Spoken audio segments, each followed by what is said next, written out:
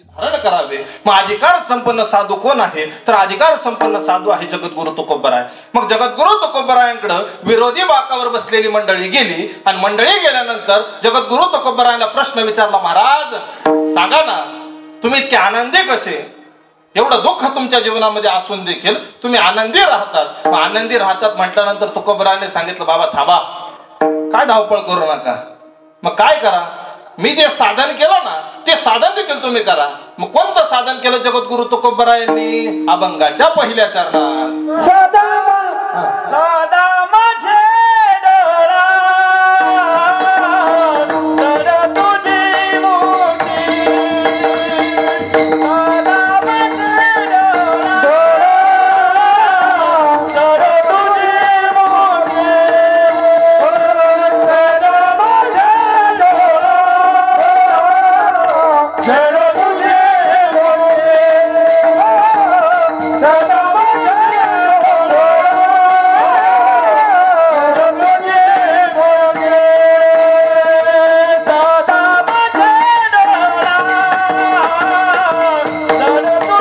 मूर्ती,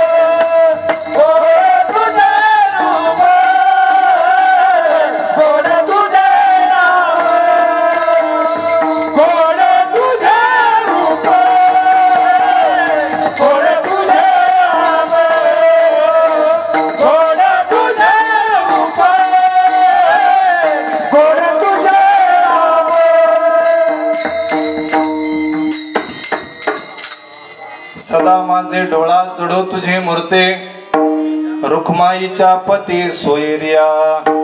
वाह, अतिशय सुंदर प्रमाण शिवा महाराजांनी दिलं। मग सांगितलंय जगद्गुरु तुकोबरायाने की बाबा रे, आम्ही साधन केलंय त्या प्रभू परमात्म्याला अखंडितपणे अविरतपणे माझ्या डोळ्यासमोर ठेवलं आणि त्या प्रभू परमात्म्याचं अविरतपणे मी चिंतन केलं। मग चिंतन केल्यानंतर जगद्गुरु तुकोबरायाला अधिकार प्राप्त झालाय उपदेश करण्याचा। जगद्गुरु तुकोबरायाला अधिकार प्राप्त झालाय मागणी मागण्याचा। केवळ आणि केवळ प्रभू परमात्म्याच्या नामाचं चिंतन केल्यानंतर जगद्गुरु तुकोबरायांनी इतकं भजन केलं, इतकं भजन केलं, किती भजन केलं? मग जगद्गुरु तुकोबराय सांगतात की बाबा रे, माझी मज झाली अनावर वाचा, छंद या नामाचा घेतलासे। महाराज सांगतात बाबा, इतकं मी भजन केलं जीवन जगत असताना का माझी जी काही वाचा आहे, मग माणसाला देखील तेच उपदेश केला की बाबा भजन कर, भजन कर, भजन करून तुझ्या जीवनाची सार्थकता कर। मग माणूस विसरला भजन करायचं। मग भजन करायचं विसरला म्हणजे माणूस नमकी या नरदेहामध्ये आल्यानंतर काय करतो? दारू पितो, गुटखा खातो, इतरांना शिव्या शाप देतो। महाराज म्हणतात तसं करू नको बाबा, तू जीवन जगत असताना प्रभू परमात्म्याचं भजन कर। का भजन करायचं? आज प्रभू परमात्म्याच्या नामाचं चिंतनच का सांगायचं? कारण पहिला दिवस नामपर संत परंपरेनं हे काही नामाचा महिमा सांगितला, तो नामाचा महिमा तुमच्यापर्यंत पोहोचवायचा। मग प्रभू परमात्म्याच्या नामाचा किती महिमा आहे? प्रभू परमात्म्याच्या नामाचा अनेक पद्धतीमध्ये अनेक संतांनी वर्णन केलं। तुझ्या नामाचा महिमा तुझं न कळो मेघ श्यामा। मग प्रभू परमात्म्याच्या नामाचं चिंतन हे पहिल्याच दिवशी का घेतलं पाहिजे? अनेक ज्येष्ठ पुरुषांनी तुम्हाला हे जे काही दंडक घालून दिलंय, जी काही आचारसंहिता सांगितली, या आचारसंहितेमध्ये वारकरी संप्रदायाचं कीर्तन हे पहिल्या दिवसाचं असतं। मग नामचिंतनच का करावं? कारण पहिला दिवस मंगलपर असतो, मंगल झाल्याशिवाय सप्ताह पूर्णत्वाला जात नाही. मग प्रत्येक बाबतीत मंगल झालंच पाहिजे. ओम मंगलम भगवान विष्णू मंगलम गरुडध्वज मंगलम पुंडलिकाक्षो मंगलायतो हरी. मग मंगल झालं पाहिजे. मंगल करण्यासाठी सकळ मंगल निधी श्री विठ्ठलाचे नाम श्री विठ्ठलाचे नाम श्री विठ्ठलाचे नाम सकळ मंगल निधी श्री विठ्ठलाचे नाम श्री विठ्ठलाचे नाम श्री विठ्ठलाचे नाम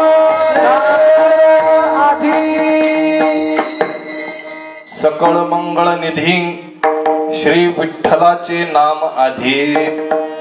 मग पंढरीश पांडुरंग परमात्म्याचं नाव आधी घेतलं जातंय. आरंभी आवडे खऱ्या अर्थानं पहिल्यांदा प्रभू परमात्म्याचं नाव घेतलं जातंय. पंढरीश पांडुरंग परमात्म्याचं नाव घेतलं जातंय. मग पंढरीचा पांडुरंग परमात्मा खऱ्या अर्थानं कलियुगामध्ये देखील भक्ताच्या हाकेला धाव देणार आहे. मग प्रत्येक संतांना त्या प्रभू परमात्म्याचं वर्णन केलं. मग वर्णन करत असताना अनेक संतांनी वेगळ्या वेगळ्या पद्धतीनं प्रभू परमात्म्याला बघितलं. कोण विठाई म्हणतंय, कोण काय म्हणतंय, प्रत्येकाने मग वर्णन करत असताना सांगितलं की बाबा हे बघा 4 प्रकारचं कीर्तन सांगितलं. एक स्वरूप कीर्तन सांगितलं काय काय आणि हे नामसंकीर्तन आहे. वारकरी संप्रदायामध्ये नामसंकीर्तनाला फार महत्व आहे. नामसंकीर्तन जर तुमच्या आमच्या जीवनामध्ये जर घडलं, प्रभू परमात्म्याच्या नामाचं चिंतन जर तुम्ही आपण जर केलं तर कलियुगामध्ये प्रभू परमात्मा नक्कीच दर्शन देईल. आणि कलियुगामध्ये उद्धाराचं साधन सांगितलंय प्रभू परमात्म्याच्या नामाचं चिंतन. कलियुगी उद्धार हरिचा नाम हरिचा नाम कलियुगी उद्धार हरिचा नाम कलियुगी उद्धार हरिचा नाम हरिचा नाम कलियुगी उद्धार हरिचा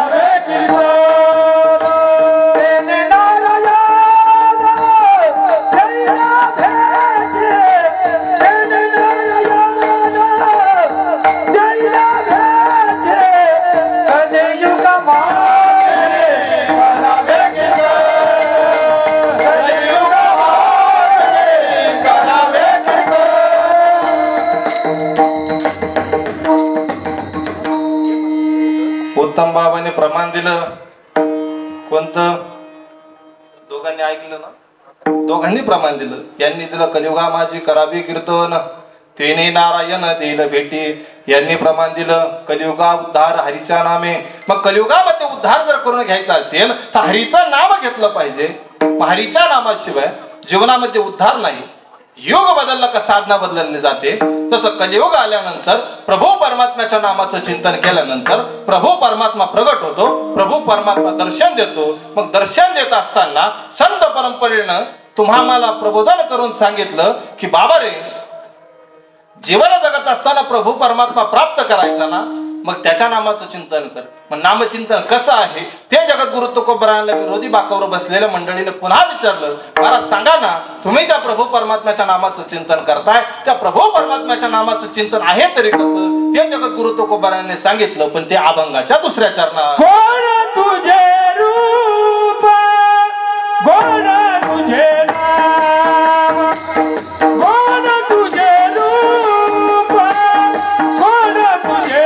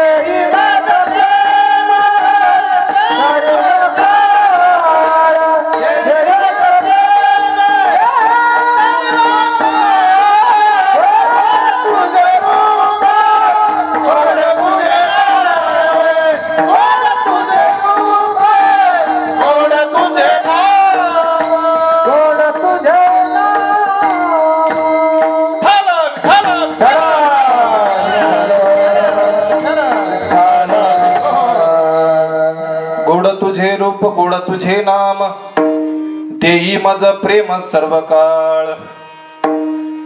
विरोधी बाकावर बसलेल्या मंडळीने जगद्गुरु तुकोबरायाला प्रश्न केला की सांगा ना महाराज, त्या प्रभू परमात्म्याच्या नामाचं चिंतन गोड आहे, मग गोड असणारं प्रभू परमात्म्याच्या नामाचं चिंतन तुम्ही केलं, आम्हाला शिकवलं, मग आम्हाला शिकवत असताना त्या प्रभू परमात्म्याच्या नामाचं चिंतन इतकं गोड आहे, तो प्रभू परमात्मा किती गोड असेल. जर प्रभू परमात्म्याच्या नामाचं चिंतन जर एवढं गोड आहे, त्या प्रभू परमात्म्याच्या नामाचं चिंतन एवढं गोड आहे, ते अमृतापेक्षाही गोड आहे. अमृताहुनी गोड नाम तुझे देवा. मग अमृतापेक्षा जर प्रभू परमात्म्याच्या नामाचं जर चिंतन एवढं गोड असेल तर विचार करा प्रभू परमात्मा किती गोड असेल, किती सुंदर असेल. मग संत परंपरेने त्याचं वर्णन केलं की बाबा प्रभू परमात्मा इतका सुंदर आहे. राजस सकुमार मदनाचा पुतळा रवी शशिकळा लोपलिया. मग प्रभू परमात्मा इतका सुंदर आहे, इतका सुंदर आहे. मग सुंदर असणारा प्रभू परमात्मा संत परंपरेनं बघितल्यानंतर त्यांनी त्या प्रभू परमात्म्याचा अविरतपणे अखंडितपणे भजन केलं आणि अधिकार जीवनामध्ये प्राप्त करून घेतलाय. मग जगद्गुरु तुकोबरायांनी जीवन जगत असताना इतकं भजन केलं, इतकं भजन केलं, त्या तुकोबरायांचा अधिकार प्राप्त झालाय. किती जगद्गुरु तुकोबरायांचा अधिकार आहे. त्या तुकोबरायांच्या नामाचं चिंतन केलं रे केलं का यम देवता देखील थरथरा कापते. तुकाराम तुकाराम तुकाराम तुकाराम तुकाराम तुकाराम तुकाराम तुकाराम तुकाराम तुकाराम तुकाराम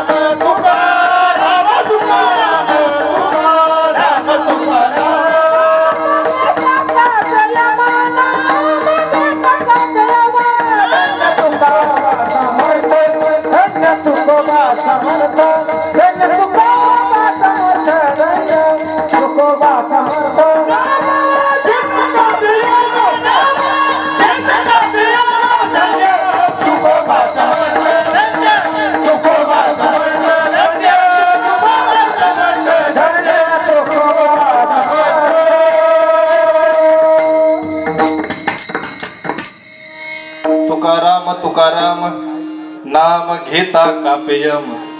धन्य तुकोबा समर्थ जेने केला हा पुरुषार्थ. प्रभू परमात्म्याच्या नामाचं चिंतन केलं का संत परंपरेचा अधिकारच बनला. मग तुम्ही आपण देखील प्रभू परमात्म्याचं भजन केलं तर तुमच्या आमच्या जीवनामध्ये देखील अधिकार होईल. मग अधिकार प्राप्त करण्यासाठी संत परंपरेनं सांगितलं प्रभू परमात्म्याच्या नामाचं चिंतन कर. पण नामचिंतन करत असताना इतकं नामचिंतन केलं, इतकं नामचिंतन केलं, त्यांचा अधिकार जर प्राप्त झाला, इतका अधिकार त्यांचा प्राप्त झालाय, पण त्याच्यानंतर त्यांना मागणीचा देखील अधिकार प्राप्त झालाय. कोणाला? संत परंपरेला. कारण त्यांनी जीवन जगत असताना इतकं भजन केलंय, भजन केल्यानंतर त्यांना मागणीचा अधिकार प्राप्त झाला. मग त्यांनी प्रभू परमात्म्याकडे काय मागितलं? अभंगाच्या 3ऱ्या चरणात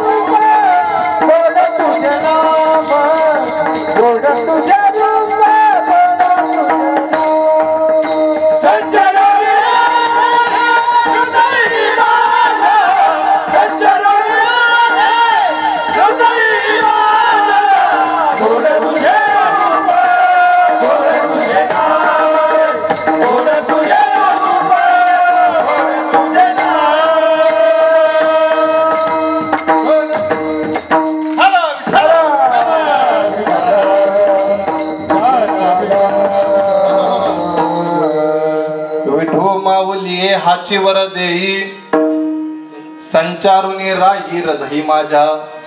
किंवा येऊन या राही हृदय माझ्या. सोनं नाणं मागू, जमीन जुमला मागू, गाडी बंगला मागू, असंच मागणार आपण. विनोदातून एक उदाहरण सांगत असतो की बाबा रे, माणूस मागायचं काय याची बिलकुल अक्कल माणसाला नाही. बिलकुल अक्कलच नाही माणसाला. काय मागावं, कुणाकडे मागावं. एक पिऊन पडला भगवान भोले बाबा शंकराच्या मंदिरापुढे. आणि पिऊन पडल्यानंतर पार्वती आई साहेबांची भगवान भोले बाबा शिवजींची वरतून स्वारी झाली उत्तम बाबा.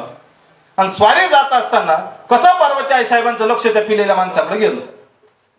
गेल्याबरोबर त्याला सांगितलं की बाबा रे, असं जात आहे, हा कोणीतरी या ठिकाणी पडलेला आहे भगवान भोले बाबा शंकराच्या मंदिरापुढे. आणि मंदिरापुढे पडला म्हटल्यानंतर हा कोणीतरी भक्त असावा. कोण? बेवडा भक्त असावा म्हणे. मग भक्त असावं याला काहीतरी दिलं पाहिजे. मग पार्वती आई साहेबांना सांगितलं, देवा तुमचा कोणीतरी भक्त त्या ठिकाणी आहे, त्याला काहीतरी देऊन टाका. देऊन टाका म्हटल्यानंतर भगवान भोले बाबा शिवजीला ऐकावं लागलं. मग ऐकावं लागलं म्हटल्यानंतर भगवान भोले बाबा शिवजी खाली आले. खाली आल्याबरोबर त्याला उठवलं, हाताला धरलं आणि त्याला उठवलंय, बाबा उठ. उठ म्हणल्यानंतर तो डोळे चुळच, तू कोण? अरे मी देव आहे. तुझा माझा काय संबंध? अरे संबंध काय असू नसू, पार्वती आई साहेबांना सांगितलं देवा त्याला काहीतरी देऊन टाका, म्हणून मी तुला देण्यासाठी आलो. तुम्हाला देणार? हो देणार. कोणी सांगितलं? पार्वती आई साहेबांना सांगितलं. तुम्ही बाईचं ऐकतात का? अरे आईचं ऐकून नाही तर बाईचं ऐकू, किचन जवळ सगळ्याला ऐकावं लागतं. अनुभव असेल सगळ्यांनाच. बाजीराव महाराज आला का अनुभव? नाही ना. मग ऐकावं लागतं म्हटल्यानंतर भगवान भोले बाबा शिवजीने खऱ्या अर्थानं त्याला मागितलं की बाबा, त्याला सांगितलं की बाबा काहीतरी माग. मग काय मागायचं? मग काय मागायचं म्हटल्यानंतर त्यानं विचार केला. देवा 2 मिनिटं मला विचार करण्यासाठी संधी दिली. देव म्हणजे ठीक आहे, दिली. त्यानं विचार केला. तरणे पोरं मारायला लागली.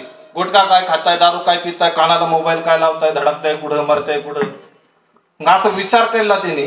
मग विचार केल्यानंतर देवाला सांगितलं, देवा मला असं वरदान दे, माझ्या बोटाला सुई टोचली, रक्ताचा थेंब काढला, मड्याच्या जिभेवरती ठेवला, कमड उठून बसला पाहिजे.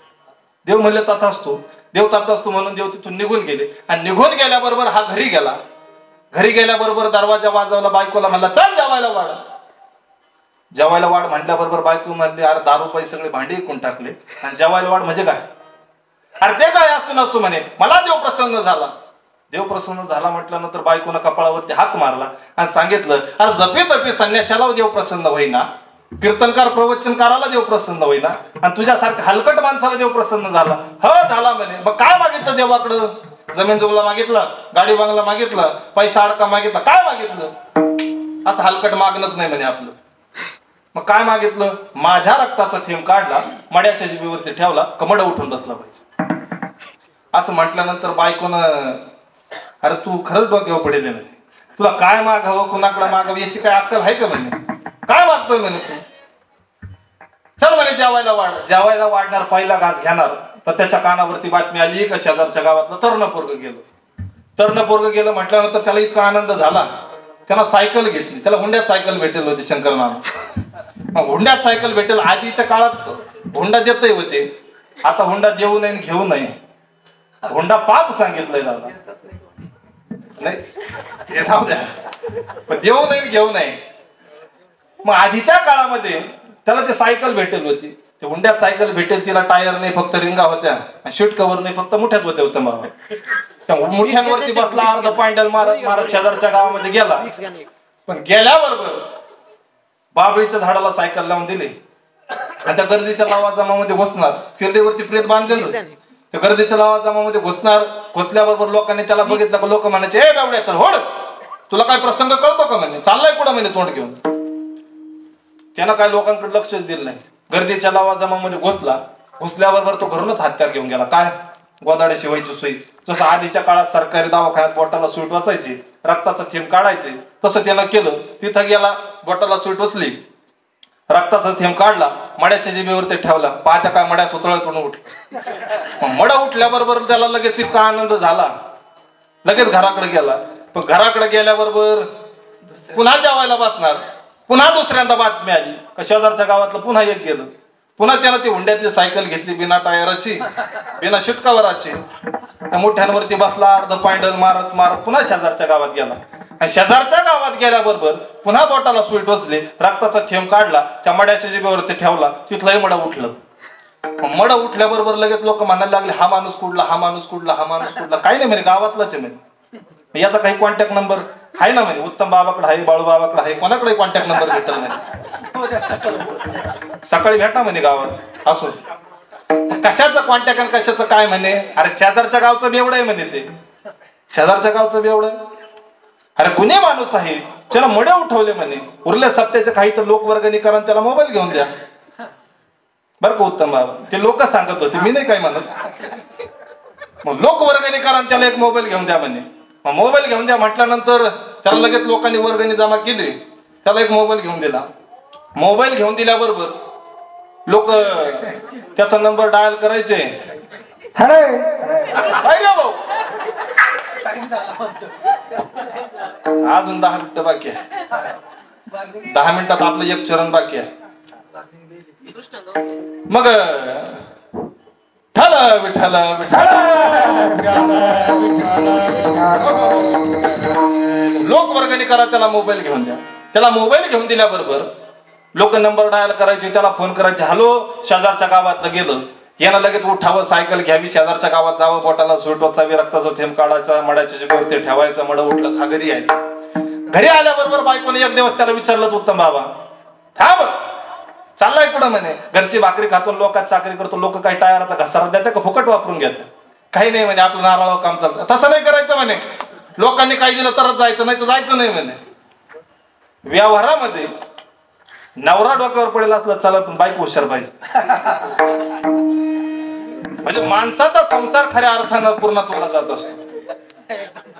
मग पूर्णत्वाला जात असतो म्हटल्यानंतर, अहो तुम्ही तिकडं काय पाहते, अहो मी काय बोलावं आता. बघा बाबा सांगा, सगळे बाजीराव महाराजकडे पाहू राहिले. अहो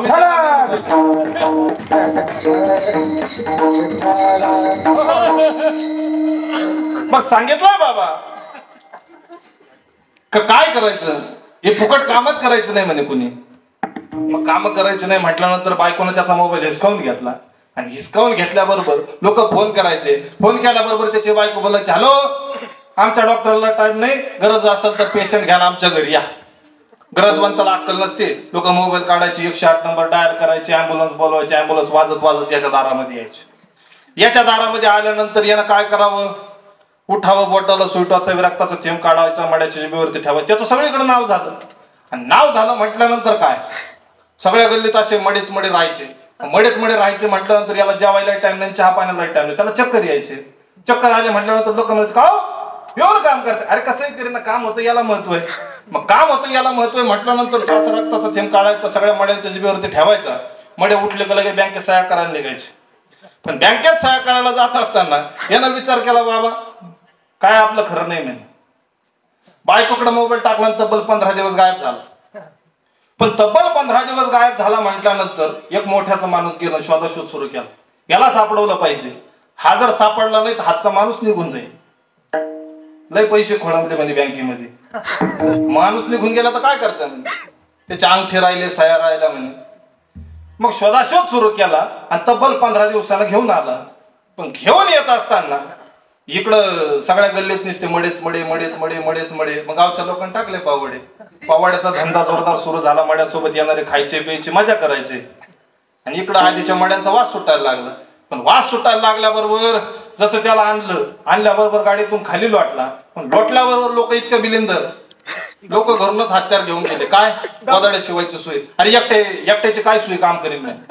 जसा गाडीतून खाली लोटल्याबरोबर लोक जागा दिसून तिथं सोय टोचायची, जागा दिसून तिथं. आपण सुई टोचून रक्त येईना, लोकांनी दामना टोचायला सुरुवात केली. लोक लय बिलिंदर. अरे दामनाही टोचून रक्त येईना, लोकांनी कटावण्याच काढलं. कटावणीचे घाव घालायचे. अरे कटावणी मारूनही रक्त येईना, लोक म्हणजे हात धरण पाय धरण पिळा. अरे पिळून पिळून शेवटी मरावं लागलं. जीवनामध्ये मागणी चुकली का फजिती सहन करावं लागते. मग जगद्गुरु तुकोबरायांना देव प्रसन्न झाला आणि प्रसन्न झाल्यानंतर त्या देवाला खऱ्या अर्थानं हृदयामध्ये वास्तव्य दिलं. हे संत परंपरेनं आणि नामदेवरायाला देव प्रसन्न झाला आणि नामदेवरायाला विचारलं देवानं, नामदेवा मागा काहीतरी. मागा काहीतरी म्हटल्यानंतर नामदेवरायाने मागितलं का हेची देवा पै मागत चरण सेवा खंडित वास द्यावा पंढरीचा सदा संग हरिदासाचा विठ्ठल.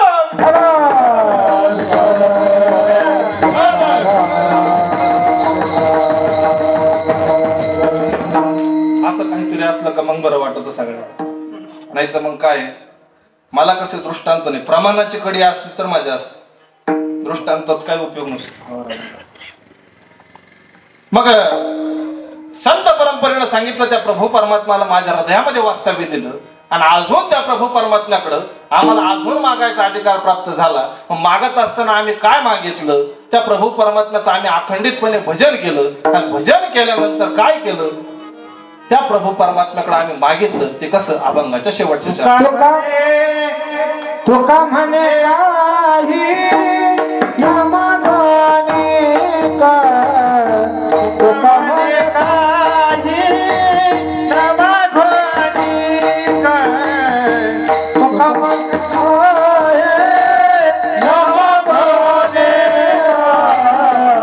तुका म्हणे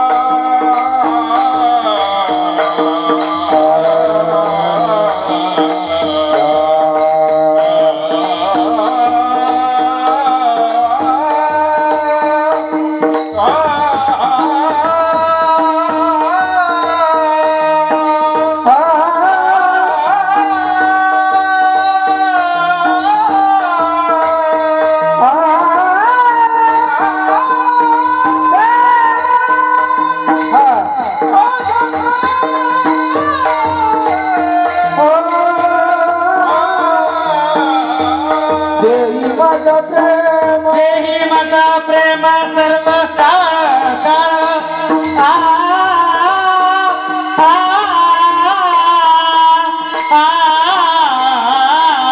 रा रे रा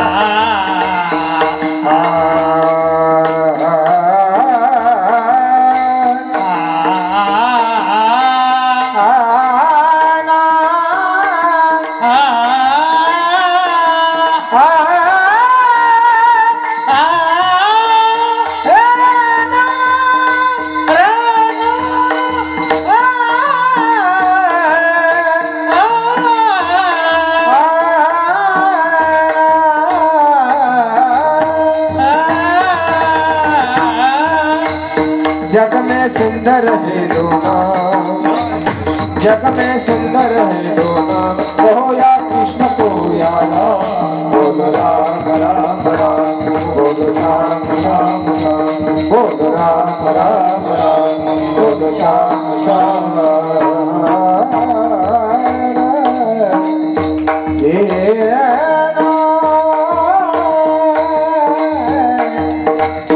देई माझा प्रेम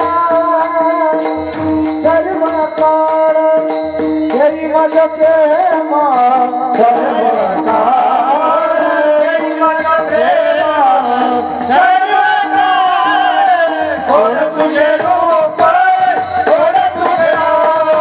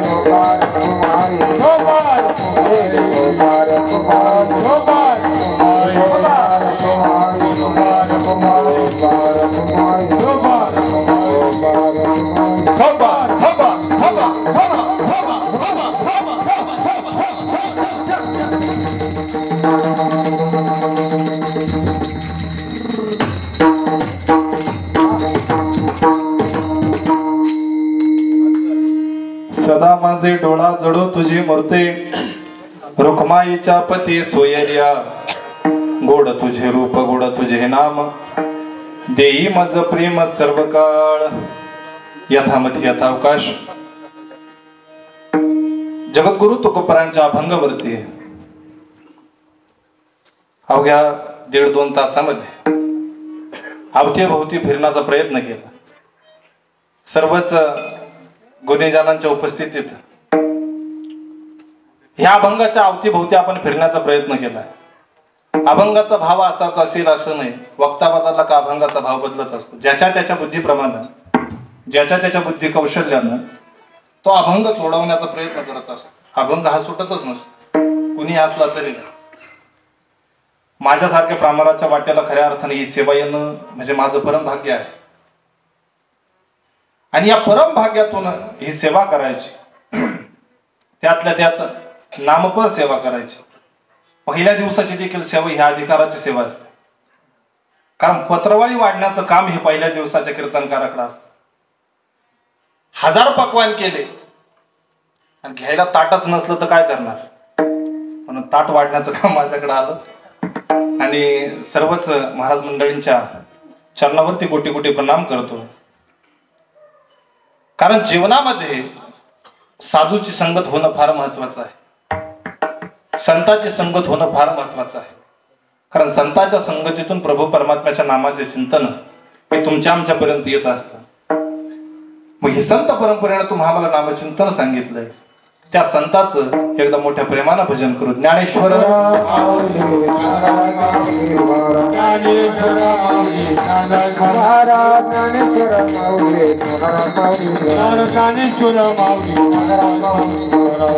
निवृत्ती राया